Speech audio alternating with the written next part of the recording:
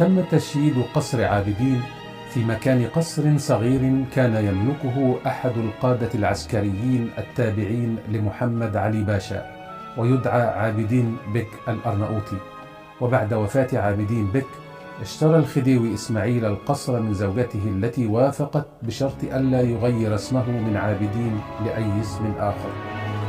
واشترى إسماعيل القصر والأرض المحيطة به، وقرر هدمه لتشييد قصر عابدين، وقام بردم العديد من البرك المحيطة وشراء بعض المباني القديمة والأراضي المجاورة، حتى بلغت المساحة الإجمالية للقصر ومشتملاته حوالي 25 فدانا.